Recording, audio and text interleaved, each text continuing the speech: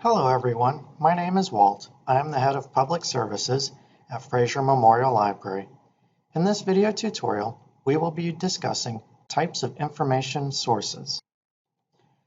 This will give you an idea of what we will be discussing today, and you can gauge your time and our progress through this video tutorial. We will start with website evaluations and end with a discussion on scholarly versus non-scholarly content. I like to start things off by showing a few video clips.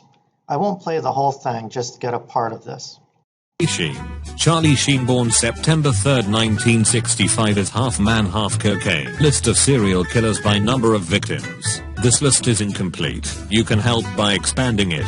Please do not expand the list by killing people. Got banned from Wikipedia for making all the verbs on the Ray Romano page hypothetical. Raymond Albert Ray Romano, hypothetically born December 21, 1957. Could be an American actor, stand-up comedian, screenwriter, and voice actor. He might have been known for his role on the sitcom Everybody Loves Raymond, for which he could have received an Emmy Award, and as the voice of Manny in the Ice Age film series. He may have created and starred in the TNT comedy drama Men of a Certain Age 2009 to 2011. From 2012 to 2015, Romano could have possibly had a recurring role in Parenthood. Jonas Brothers. The Jonas Brothers have genital warts, breasts. Research has shown that some men enjoy viewing women's breasts. Benedict Timothy Colton Cumberbatch, born 19 July 1976, is an English actor who is half human, half otter. Daryl Dixon, occupation, badass. Ronald Frederick Bagron Atkinson, born 18 March 1939 in Liverpool, England, is a British former football player and manager. In recent years he has become one of Britain's best-known football pundits. He is perhaps most famous for his idiosyncratic turn of phrase. His utterances have become known as Bagronisms or English, the most famous of which is the term early doors English, which has worked its way into the English vernacular. He also consumes nothing but Lucozade, which may explain why he cannot be killed by conventional means. Gin and Juice. The song begins with a sound effect of a human urinating, followed by an interlude in which an unknown male is speaking, denouncing one of his associates for either committing murder in the immediate vicinity or for having bad breath. It remains unclear which. The unknown male requests some bubble gum, presumably to remedy the situation. We are then introduced to the narrator Snoop Dogg as he discusses the exigencies of his life. His hometown of Long Beach, California is very dramatic. He finds the will to create his unique musical style amidst all this drama and does so daily. He then entreats the listener, affectionately called a G, to enjoy his tale in said musical style. Mr. Dogg's tale starts at 2 a.m. in his home, where a party has been taking place and is continuing late into the night because his mother is away. Women are copulating in his living room. Bernie Madoff is a very clever asshole who stole shitloads of money to better himself and his family, which better land his ass in jail. Either way, he is going to hell. Number of extant species: insects, mollusks, crustaceans, corals, arachnids, velvet worms, horseshoe crabs. Paul Ryan. Jeremy Renner. Jeremy Lee Renner, born January 7, 1971, is an American actor, singer, songwriter, film producer, former makeup artist, musician, and velociraptor. My friend's phone isn't working, so he's using a Wikipedia page to communicate with his wife. Sorry honey, I haven't left the house yet to check on the haircut place. That's okay babe. We are almost wrapped up here. We have another hour maybe. Love you. Janis Lynn Joplin, January 19, 1943 to October 4, 1970, speed walked everywhere and was afraid of toilets. I'm going to stop it there because it goes on and on. It's one of the more tame examples of Wikipedia vandalism, but it gets you an idea of just what's wrong with Wikipedia. Now that we've seen what is wrong with Wikipedia, is there some redeeming value to Wikipedia? That's what I'm going to play for you in this clip. If you've ever been in a class that required you to write a research paper within the last 15 years, it's practically guaranteed at some point that your teacher said, "Don't use Wikipedia, none of the information on there is credible." But if that's true, why isn't Wikipedia the troll-ridden informational wasteland that they paint it as? If anything, Wikipedia looks like the most information-rich site on the web, with millions of articles on nearly any topic. Clearly, this is some kind of conspiracy created by the encyclopedia companies to get us to buy a new paperweight set every year. Or maybe there's more to the argument than appears. Wikipedia Wikipedia holds the Alexa ranking as the 5th most visited website worldwide. There is a catch, though. To get the site to grow as fast as it does, Jimmy Wales decided to crowdsource the contents of his shiny new website when he launched it. Basically, anyone can edit Wikipedia as they see fit, and while this leads to plenty of experts filling a website with useful information, it also opened the door to, well... a space shuttle is a spacecraft, huh? No, I'm pretty sure it's a banana. The general rule is, if it's on the internet, somebody has to ruin it for everyone, and early on in the website's life, this appeared to be Wikipedia's fate, death by misinformation. Wikipedia did have some measures to prevent vandalism, such as a team of editors who could manually revert any malicious changes. This worked well temporarily, but if you ever visit Wikipedia's recent changes page, you can see how many edits go through per minute. It was clear even at the time that the editors wouldn't be able to keep up with all these changes for long. In 2003, an answer appeared: bots. Most vandalism is pretty simple, like completely wiping an entire entry, and a program called Anti-Vandalbot could recognize it. This didn't entirely solve the issue of vandalism, but it was able to identify and revert the more common and simple types of vandalism, saving time for the human editors to work on less clear cases. As time went on, the bots used on Wikipedia evolved to become smarter and better at detecting vandalism without flagging legitimate edits. One major change was the introduction of ClueBot in 2007. ClueBot, which used a more advanced scoring algorithm taking into account things like profanity and grammatical errors, was much better than existing bots at identifying bad edits without throwing out the good ones. By 2010, a new version of ClueBot, ClueBot NG for Next Generation, was released. This version, rather than using a scoring algorithm, used machine learning from a set of 60,000 edits to teach itself what vandalism looks like, leading to an improved detection rate. When running 24/7, ClueBot NG reverts thousands of edits per day and identifies vandalism twice as fast as humans. The bots on Wikipedia don't catch everything that goes past them, but they are integral in keeping the website from being carelessly destroyed by trolls or people with misinformation. As a whole, though, the website's information is actually pretty decently reliable. In 2005, Nature ran a study where experts were presented with scientific articles from the Encyclopedia Britannica and Wikipedia, without knowing which encyclopedia their articles were from. Their findings? A tie. Each encyclopedia had 4 major errors, indicating Wikipedia was essentially as accurate as printed encyclopedias. Interestingly, though, pop culture on Wikipedia is less credible than factual fields like science and history, as shown by a study performed by Life Science. Most likely because pop culture contains more opinions and interpretations than facts and events. So if Wikipedia has methods of protecting itself from vandalism and the information on it is mostly reliable, is it a good source for performing research? The answer is still somewhat hazy, and the real issue lies in what Wikipedia is used for. The goal of Wikipedia, and pretty much any encyclopedia for that matter, is to give general knowledge on a wide variety of subjects. Wikipedia might have 5 million articles, but that doesn't mean that any of them go in depth enough for true research. Most just have enough information to learn the basic idea of whatever you looked up. Wales himself believes that Wikipedia shouldn't be cited as a reliable source. As he put it, people shouldn't be citing encyclopedias in the first place. Wikipedia and other encyclopedias should give good, solid background information to inform your studies for a deeper level. Wikipedia is still an incredible tool for research, even if the content on the site itself isn't. Even though it's a massive collection of information, accompanying that information is a massive collection of citations. Rather than acting as a source, you can use Wikipedia in your research to point to other useful and more in-depth sources. In that sense, our teachers were right that Wikipedia isn't a great source, but their rationale doesn't hold up. Despite what people think, Wikipedia is actually reasonably accurate enough to look up facts here and there or to learn something new. The real issue with Wikipedia in research is the depth of information. So, in the end, no. Wikipedia still isn't a good source to copy from at 2 a.m. while finishing a paper, but it still stands as a great resource to find other places to plagiarize from online.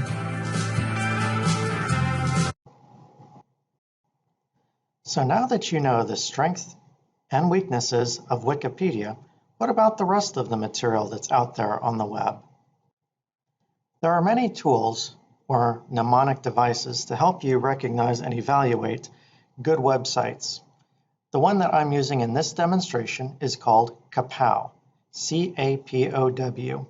It stands for Currency, Authority, Purpose, Objectivity, and Writing Style. Each of those categories is largely self-explanatory. Let's look at them a little more in depth together. Currency is the easiest thing to evaluate on a web page. Look near the top and bottom of the page to see when a website was last updated or written.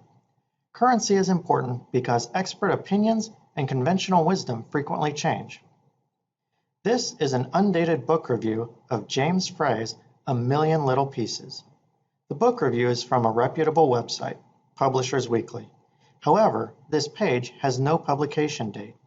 The review is thorough and tells readers that movie and television options are being discussed. There is no mention of the fact that the memoir of drug addiction is a total fabrication. Anyone discussing the difficulties of addiction should not use this book without clearly stating that it is a forgery. Authority is another good evaluative criterion. Can you identify the author? Can you identify their credentials? In this article from Nature magazine, you can easily see that there are over 10, 15, many more authors, and there are even hyperlinks giving you their affiliations. Probably they are teachers at some Greek or Turkish university. Authors who stand by their work are trying to write to share their knowledge. Authors who do not sign their work may have a hidden bias or a hidden agenda that you should consider. Information from reputable websites such as the Smithsonian Museum and the Nobel Prize Organization frequently do not include bylines because the information is such that summaries are considered to be easily located and verified. It's the same idea with Wikipedia, that the content is believed to be background rather than research quality. Here we are looking at the Nobel Prize website. It has no byline. That does not mean that the website is unreliable. It just means that there is not much substance to the article except the basic biography and overview. There is little or no analysis, and the information is easily found in other sources. More problematic is that the webpage offers a date of 1964, the year he won the Nobel Peace Prize. The website has obviously been updated since then because there is mention of his assassination in 1968 and a disclaimer for using a negative term when discussing African Americans. However, there is no mention of the opening of the King Monument on the Washington Mall in 2011. Consequently, this is not a good source to use for papers because it lacks currency. Authority also explains the writer's credentials. Is the writer a hobbyist? Is the writer a college professor?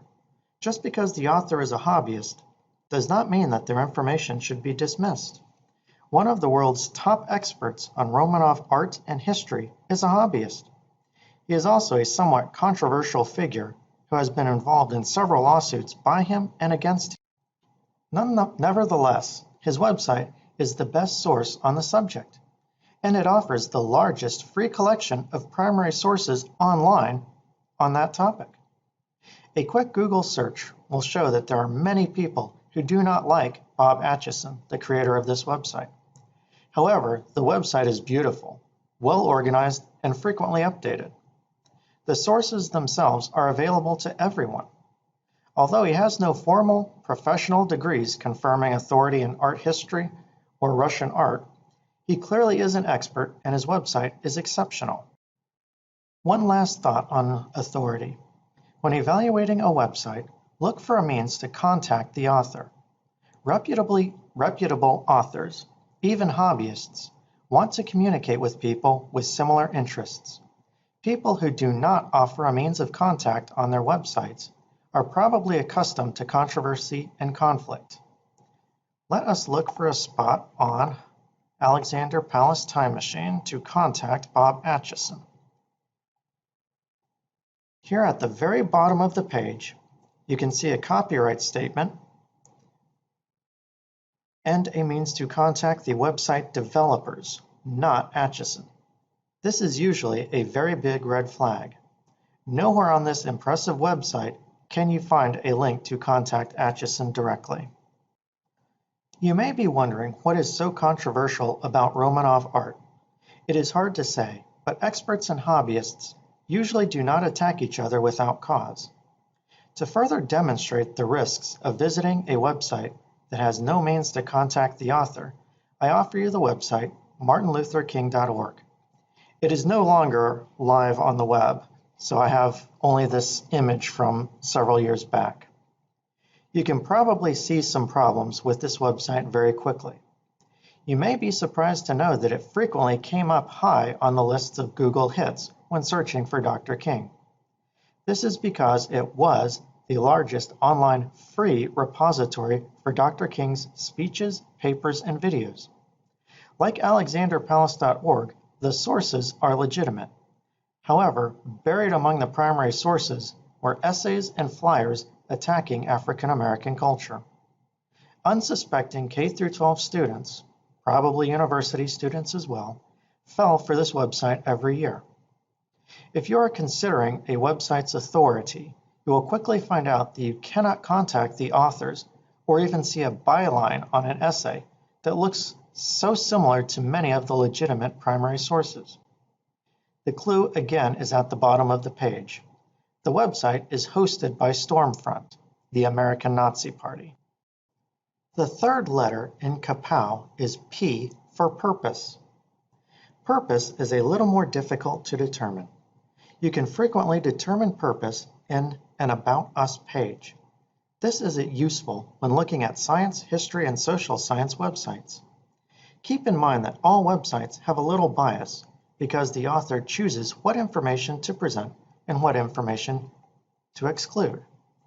Most places, including ours, has information that tells you about our policies, how to contact us, FAQ, and other sorts of things that let you know who you're dealing with. When considering purpose and bias, look for red flags like informal speech, emotional appeal, revisionism, name-calling, etc. That is not professional behavior and displays evidence of defensiveness rather than sharing of information. The Institute for Historical Review includes mostly editorial and quote-unquote research pieces. These are our original studies gathering information and presenting a new document. However, each of these articles or writings are very biased. The About Us page is one of the longest About Us pages I have ever seen. It goes on and on. Unfortunately for this demonstration, they have updated it and removed some of the more obvious problems that are located near the top of the page. You can still see some of the questionable phrases. Here they say, "We defend freedom of speech and freedom of historical inquiry." Who can disagree with that, right? It goes on to say, "We work to provide factual information and sound perspective on U.S. foreign policy, World War II, the Israel-Palestine conflict, war of propaganda, Middle East history, the Jewish Zionist role in cultural political life, and much more." Do you see a familiar theme running through this section here? A little further down the page, it has this line.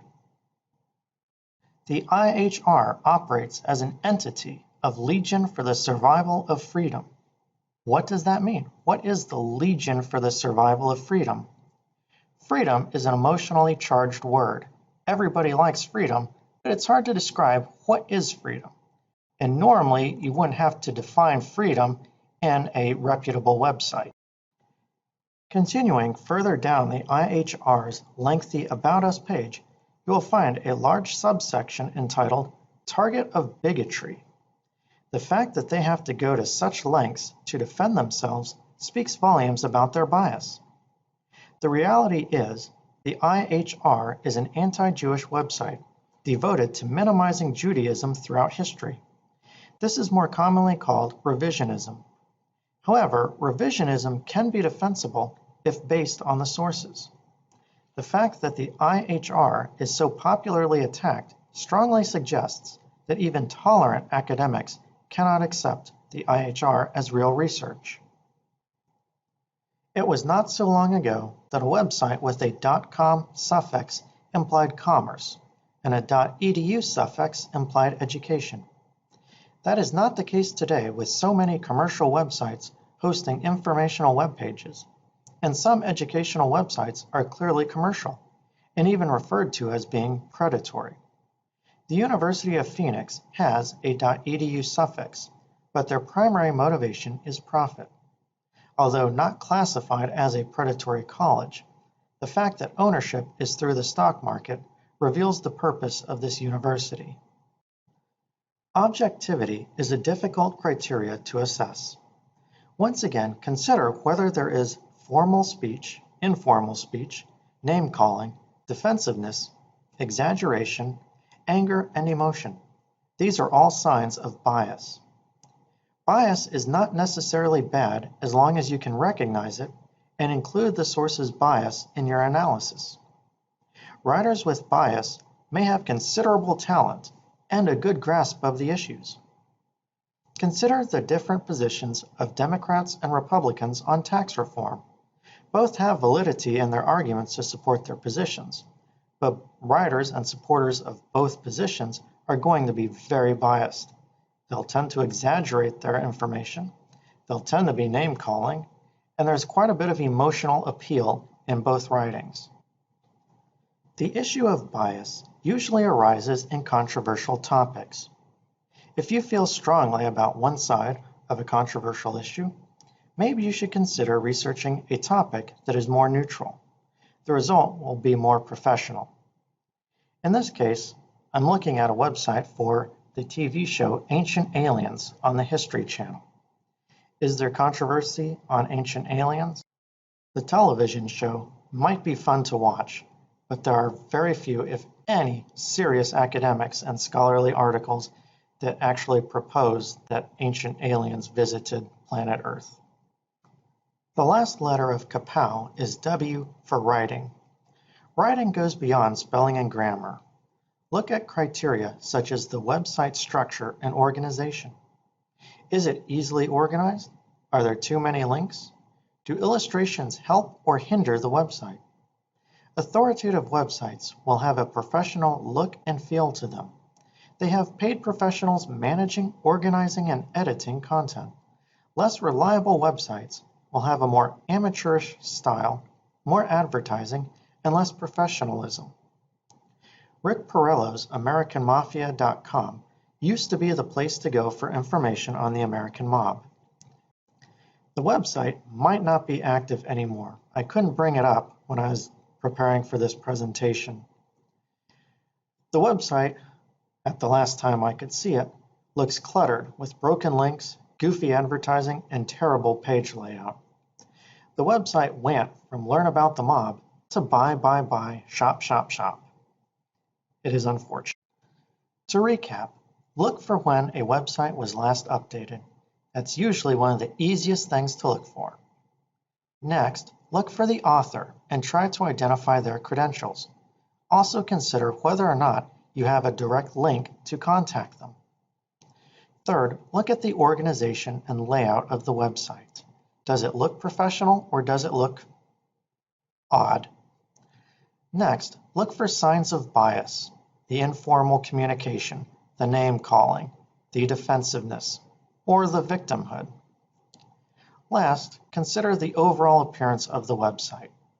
Would you want to cite it in your own papers? Do you think your professor would cite it in their papers? In face-to-face classes, I now demonstrate looking up Dr. Martin Luther King on Google and performing another search for Nathan Bedford Forrest on Google. I look for two specific websites.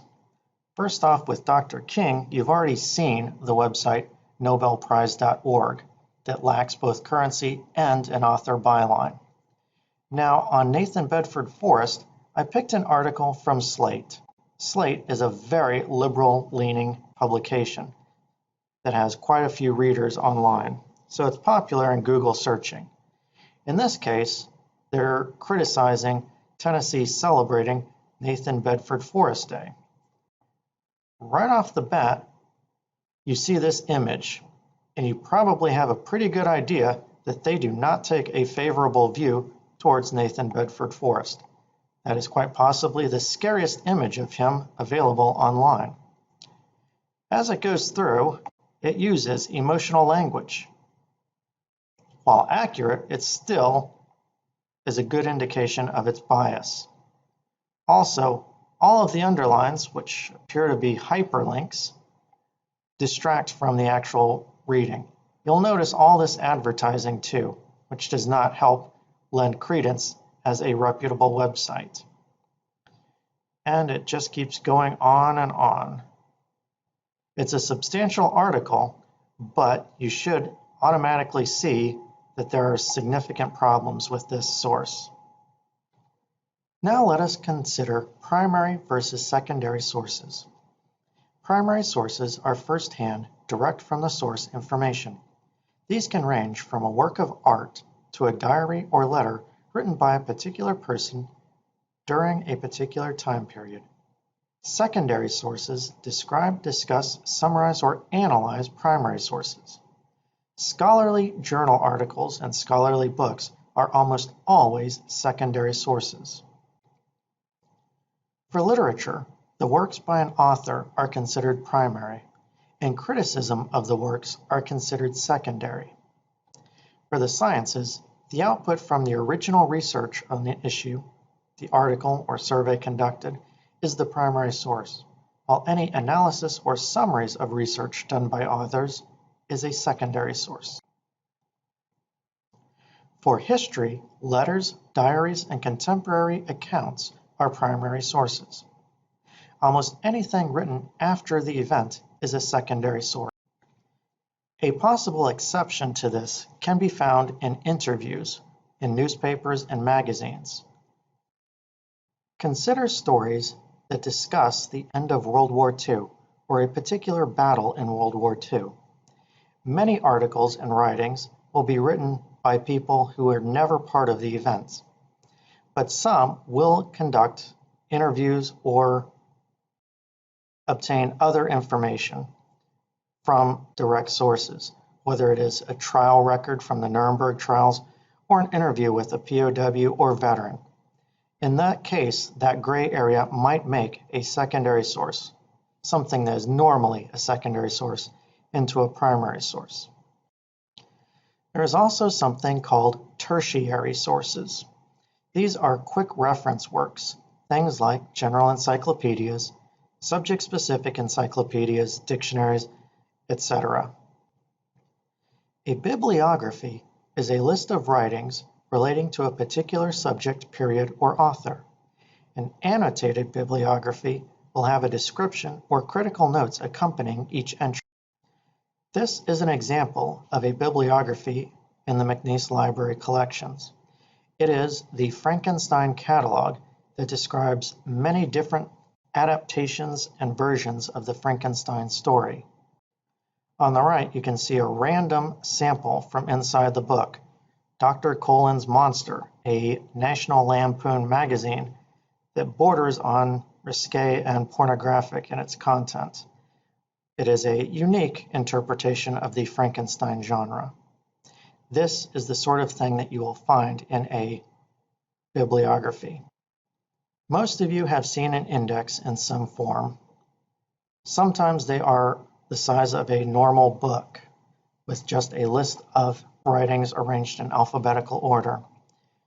Usually they are subject specific, and they refer you to the full work. This is an example from the New York Times Index from 1931 that describes all entries related to Al Capone, the Chicago gangster, for 1931. As you can see, it is a substantial list. In 1931, Al Capone went on trial for tax evasion, so that's probably why there is so much in here on him. We are almost done with the presentation. Our last section briefly introduces the idea of scholarly versus non-scholarly work. When you are viewing articles and scholarship online in the library databases, please consider some of the same criteria you would use to evaluate a website. Look at the author and try to identify their credentials. Look for an index or works cited page. to see if they have built upon other established sources. University presses almost always publish scholarly sources. If there are no in-text citations or a works cited page, you may want to regard this as a non-scholarly resource. Scholarly journals are written by academics. They contain citations, they contain in-text citations. They do not have advertising, they have few cartoons and few illustrations. They rely heavily on specific jargon and formal language. They are also peer-reviewed.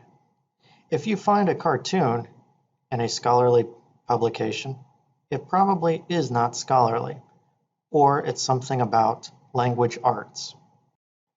I included this cartoon here because Calvin is talking to his pet tiger Hobbes, telling him or using academic jargon and formal language to overwhelm the reader and basically report just how boring and unattractive his title or research would be to an academic or general audience.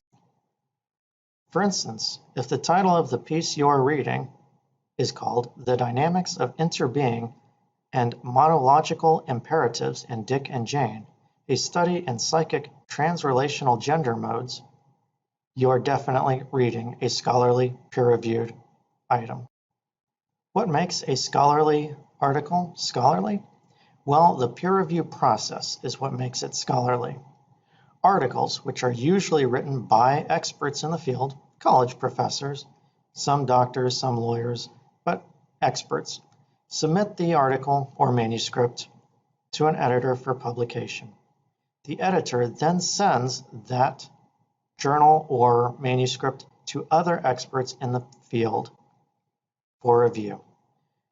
Those experts provide feedback. The feedback tends to remove bias, controversy, inaccurate data, problems with the methodology, and an overall recommendation for publication. Should it be published? Should it not be published? Should it be published with minor revisions? Should it be published with major revisions? The result is that when an article or book is published by an academic press, it is going to be approved by multiple experts in the field. That is what makes it scholarly. That is why your professors want you to use scholarly, peer-reviewed material. Popular periodicals are not peer-reviewed.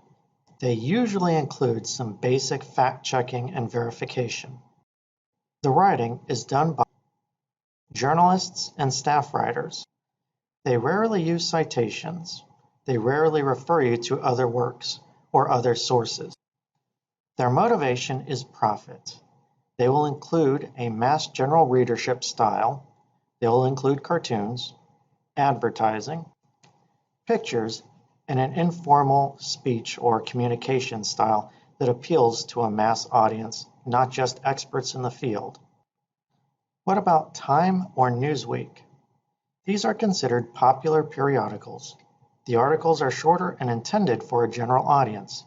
Again, there is basic fact-checking. As a rule of thumb, if you can find it in a grocery store or newsstand, it is probably not the best source for your academic research papers, even though these publications do enjoy an overall well-deserved reputation for accuracy. The last thing I want to go over are professional and trade journals.